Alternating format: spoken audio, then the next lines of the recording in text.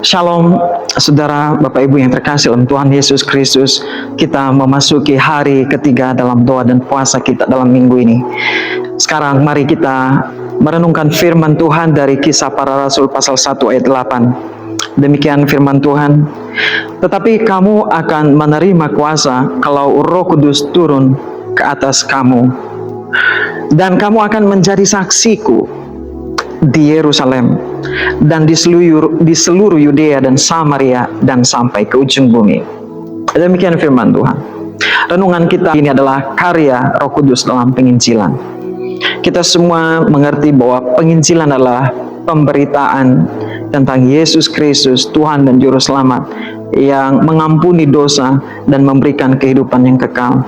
Cerita ini disampaikan kepada mereka yang belum mengenal Yesus, yang belum percaya, dengan harapan mereka akan percaya dan memberi diri untuk percaya kepada Yesus. Kepada yang berdosa, mereka bertobat dan berbalik mengikuti Yesus. Semua pemberitaan, entah dengan kecakapan berkata-kata, entah strategi yang begitu cerdas dan begitu cerdik, metode yang sehebat apapun, hanya akan dapat berhasil kalau Roh Kudus berkarya di dalamnya. Mari kita lihat bagaimana karya Roh Kudus di dalam penginjilan. Pertama, Bapak Ibu, Roh Kudus memberi kuasa di dalam pemberitaan Injil. Dikatakan kalau Roh Kudus turun ke atas kamu, kamu akan menerima kuasa.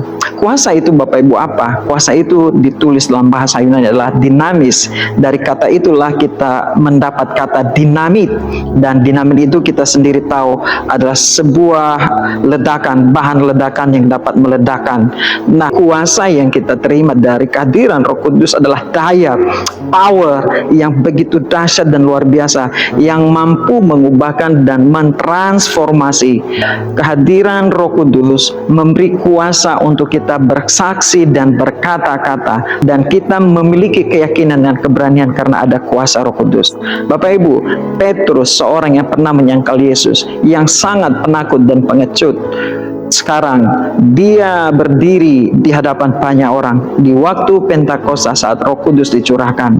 Sekarang dia memberi keyakinan dan keberanian untuk memberitakan siapa Yesus. Seorang yang peragu sekarang menjadi seorang yang begitu yakin tentang siapa Yesus.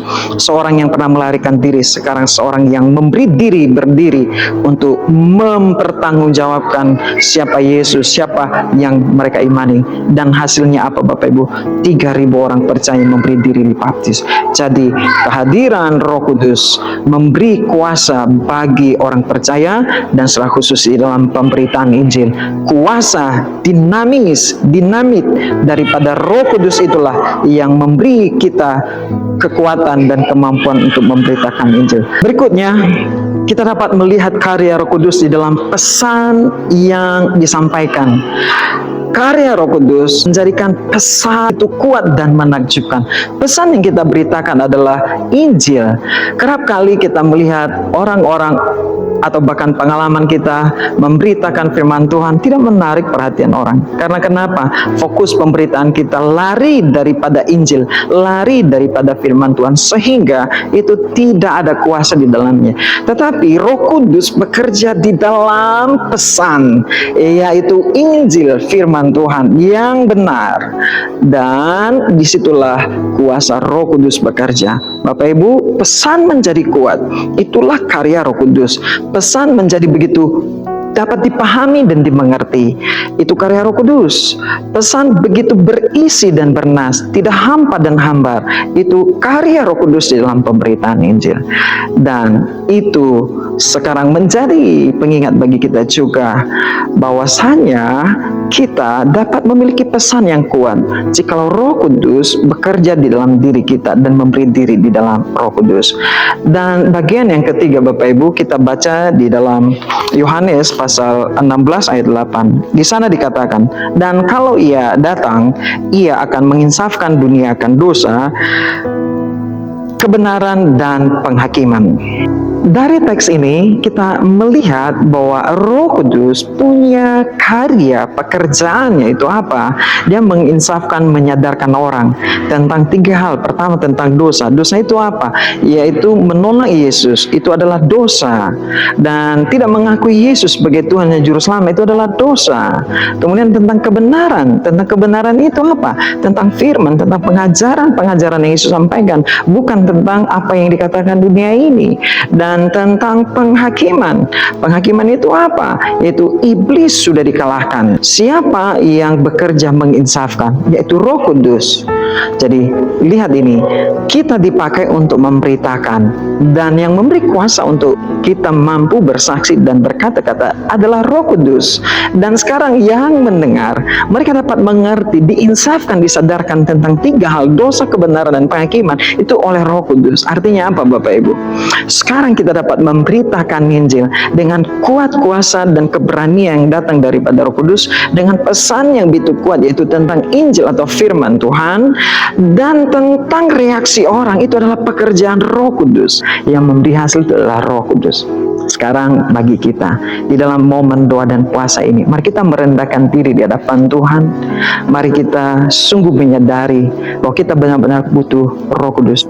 Kita menyadari diri kita lemah, bukan seseorang yang punya apapun yang dapat dikagumi orang lain. Di dalam kesederhanaan kita dapat memberi diri, Roh Kudus bekerja. Kita yang sederhana, kita yang mungkin penakut, yang tidak berani, sekarang dengan kehadiran Roh Kudus ada keberanian, ada keyakinan untuk kita berbicara, bersaksi tentang Yesus Tuhan dan Juru Selamat. Mungkin selama ini Bapak Ibu kata-kata kita hambar, pesan kita tidak mengena, banyak orang tidak diberkati, ataupun kita ragu untuk membicarakan tentang Yesus karena pengenalan kita yang masih dangkal.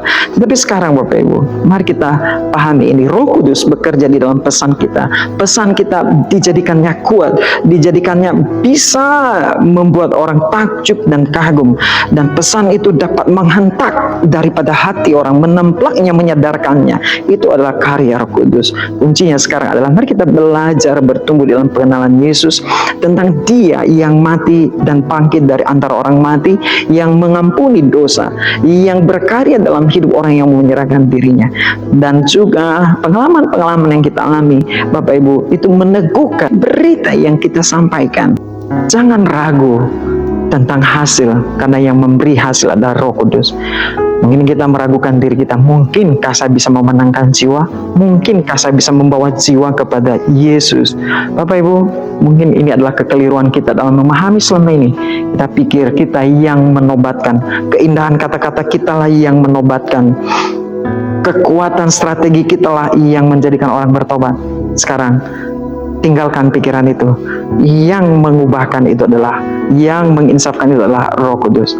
Sekarang lihat, Roh Kudus bekerja di dalam penginjilan, di dalam diri orang yang memberi diri untuk memberitakan Injil, dan Dia juga bekerja bagi orang yang menerima berita Injil itu. Sekarang, adakah keraguan bagi kita untuk maju dan melangkah di dalam pekerjaan Tuhan, dalam penginjilan ini? Sekarang sudah tidak ada lagi, karena kita punya kuasa daripada Roh Kudus yang memampukan kita, memberanikan kita untuk berkata-kata, yang menjadikan pesan kita begitu berarti dan begitu kuat, dan tentang hasil adalah karyanya bagi orang-orang yang mendengarkannya. Biarlah menjadi doa kita bersama. Roh Kudus, mari berkuasa dalam diri saya, dan pakai kata-kata bibir mulut saya untuk menyampaikan pesan yang kuat yang dapat menyadarkan orang, dan biarlah para pendengar dapat menerima dan percaya kepada Yesus oleh karena karya-Mu bagi diri mereka juga. Amin. Tuhan Yesus memberkati.